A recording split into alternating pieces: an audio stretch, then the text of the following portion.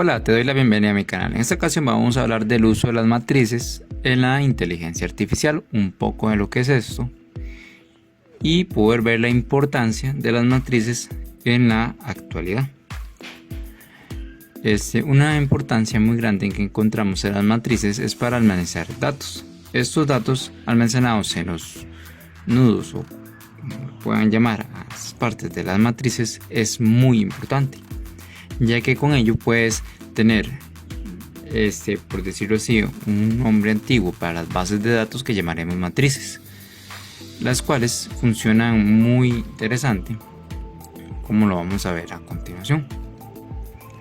Acá podemos observar la matriz de adyacencia para este grafo, en el cual vemos que la correspondencia del primero sería A. En el primer renglón dice que va a corresponder con 1 y luego A va a responder con 1 y con E. Entonces vemos ahí el enlace de 1 y E. Luego tenemos la correspondencia de cada una de las partes o líneas de este grafo, en las cuales es muy interesante ver que también se forma un círculo y demás, y todo esto le da órdenes mediante la matriz. Acá podemos ver otros dos ejemplos en el cual se observa que si el grafo no tiene lados ni lazos, se puede obtener la valencia de un vértice sumando la fila o la columna correspondiente, y aquí tenemos el ejemplo. Esto es muy interesante, ya que nos muestra cómo las matrices se pueden representar en grafos y así darnos una idea de cómo iniciaría para hacer imágenes mediante píxeles o lo que sea en computadora o ya sea la inteligencia artificial, la cual mediante la matriz podemos formar imágenes. Y de último tenemos el último ejemplo, pero no menos importante, la matriz de adyacencia no es una manera muy eficaz de representar el grafo. Entonces, como es simétrica respecto a la diagonal, la información exceptuando la contenida de la diagonal aparece dos veces. Otra representación útil de grafo es la conocida como matriz de incidencia, que es diferente a la adyacencia, como se puede ver en el siguiente grafo que vemos a continuación. Esta parte es muy interesante, ya que la matriz de incidencia es diferente a la adyacencia, y también vemos que el elemento que corresponde a la fila de la columna E es 1 si es incidente en algún vértice de V y es 0. En cualquier otro caso, una columna semejante de E7 representa un lazo. Entonces vemos que esto es muy interesante, ya que esto ya nos habla un poco de lo que vamos a ver a continuación, que son hacer imágenes, o por lo menos darnos una idea de una imagen mediante la parte de inteligencia artificial. Pero primero vamos a ver un poco cómo se haría en Python. Bueno, ya volviendo acá, vamos a hacer mediante Python, importando nuestra biblioteca de Matplotlib, una imagen. Primero vamos a hacer la imagen binaria mediante una matriz. Aquí voy a señalar la matriz que vamos a utilizar, que va a ser esto. Eso es una matriz claramente, y luego vamos a usar una imagen de escala de grises. Entonces vamos a transformar esta imagen tenemos arriba a una imagen de escala grises mediante otras matrices que vemos por acá, y luego simplemente vamos a mostrar las imágenes y vamos a ver cómo se ve. Entonces vamos a darle run, aquí está cargando, y vemos que nuestra imagen binaria sería de esta forma, y la imagen a escala grises es esta, recordando que nosotros hicimos la imagen binaria primero y vemos que tiene la correspondencia, ya que donde hay 1 hay negro, y así se ve sucesivamente. Por eso en el centro hay un cuadro en blanco y lo demás sí tiene 1 y 1 y 1. Y en cambio en la otra hicimos una escala de grises, puede que 0.25 representa el gris. Entonces vemos que ahí hay una escala de grises, que es muy interesante. Ahora vamos a hacerla pero con un poquito de color, agregándole un nuevo comando, el cual simplemente va a ser una imagen binaria, pero esta vez con colores, y queda de esta forma. Igual si yo quisiera cambiar el nombre a la imagen de escala grises y poner imagen de escala amarillo con azul, nada más cambio esto y le doy run y esperamos que cargue, y vemos que ya me cambió el nombre. Entonces ya con eso ya tengo dos ejemplos muy importantes y simples de hacer para ver cómo funcionan las matrices para hacer imágenes. En este caso usamos el lenguaje de programación de Python. Aquí les voy a mostrar otros ejemplos que se había realizando. Estos otros ejemplos que vemos acá, vemos que el tamaño de la matriz que vamos a utilizar es de 20-30 y visualizaremos la matriz, o sea la matriz de 20 por 30, entonces sería este de acá, donde vemos que esto está 20 para acá y 30 para acá, entonces es una matriz de 20 por 30.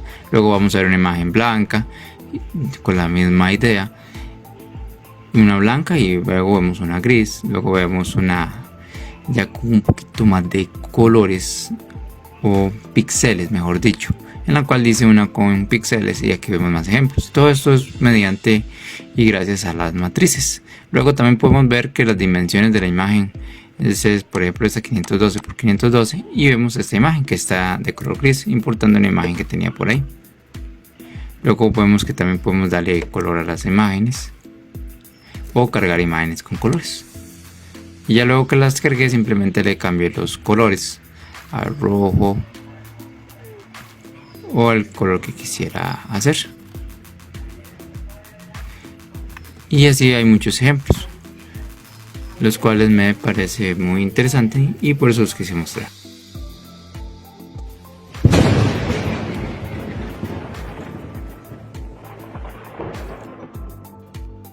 Ya entrando a la parte de las neuronas artificiales o la neurona artificial, siempre vamos a tener la unidad básica de una neurona artificial, que es la neurona, aunque hay varios tipos de neuronas diferentes. La más común es la de tipo Markov-Pitts. En la siguiente figura puede verse una representación de la misma, y vamos a ver la representación de una neurona artificial tipo Markov-Pitts, el cual tiene entradas, tiene dendritas, tiene el umbral, tiene el cuerpo celular, tiene acción y tiene la salida. Una neurona artificial es un proceso elemental en el sentido que procesa vectores de x1, x2 y x a la n de entradas que producen una respuesta o salida única.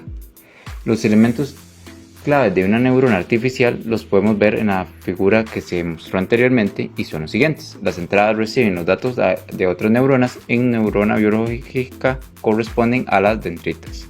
Los pesos sinápticos, o sea los WJ, el cual es una neurona biológica, se establecen sinapsis entre las dendritas de una neurona y la acción de otra. En una neurona artificial, a las entradas que vienen de otras neuronas se le asigna un peseto, un factor de importancia. Este peso que es un número que se modifica durante el entrenamiento de la red neuronal, y es aquí por donde se almacena la información que hará a la red sirva para un propósito o otro. En la regla de propagación, con esas entradas y pesos sinápticos se suelen hacer algún tipo de operaciones para el valor de potencial sináptico, el valor que es la función de las entradas, y los pesos, que es el que se utiliza en el último término para realizar los procedimientos. Una de las operaciones más comunes es sumar las entradas, pero teniendo en cuenta la importancia de cada una del peso sináptico asociado a cada entrada. Esto se le llama suma apoderada, aunque en otras operaciones también son posibles. Como se ve que esta es la suma apoderada, que es la ocasión que vamos a utilizar, y la otra regla de propagación más habitual es la distancia euclidiana. Este tipo de regla que tiene redes como el SOM o las RDF. Una función de activación, el valor obtenido con la regla de propagación, se filtra a través de una función conocida como función de activación, y es la que nos da la salida de la neurona según para lo que se desee entrenar la red neuronal. Se suele escoger una función de activación u otras ciertas neuronas de la red. En la siguiente tabla se muestran funciones de activación más usuales, que es, por ejemplo, tenemos una función identidad, una función escalón, la de línea de tramos, la de sigmoidea, la de gaussiana, las sinusoidal, perdón ahí que no soy como muy bueno con las palabras, y en muchas ocasiones la razón para la aplicación de una función de activación distinta de la identidad surge que la necesidad de que las neuronas se produzcan a una salida acotada.